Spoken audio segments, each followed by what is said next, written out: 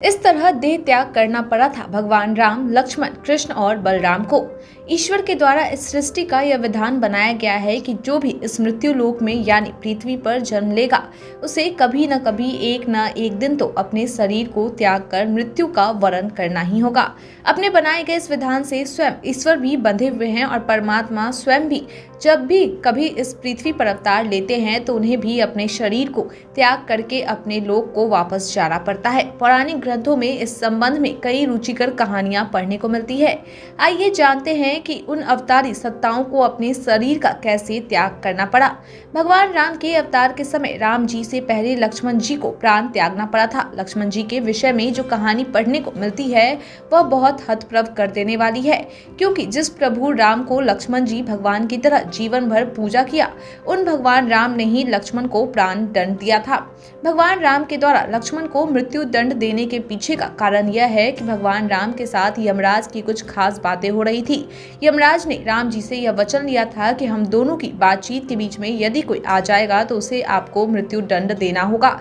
उसी वक्त अचानक दुर्वासा ऋषि राम से मिलने के लिए आ गए, लेकिन लक्ष्मण ने उन्हें राम से मिलने के लिए प्रतीक्षा करने को कहा, परंतु वे नहीं माने। अतः दुर्वासा ऋषि के दबाव में उनकी बात लिए लक्ष्मण जी राम जी के पास पहुंच गए। वचन के अनुसार राम जी को लक्ष्मण को मृत्यु दंड देना पड़ा था और उनके कहने पर लक्ष्मण जी ने जल समाधि लेकर प्राण त्याग दिया था। दरअसल यमराज भगवान राम से अपने बैकुंठ लोक वापस आने की प्रार्थना कर रहे थे और बीच में लक्ष्मण आ गए थे। यमराज के मुख से देवताओं की इच्छा जानकर प्रभु राम ने भी लक्ष्मण के जल समाधि ले लेने के बाद स्वयं में सरयू नदी में प्रवेश किया और जल के मध्य में जाकर जल समाधि ले ली और देह त्याग कर बैकुंठ प्रस्थान कर गए।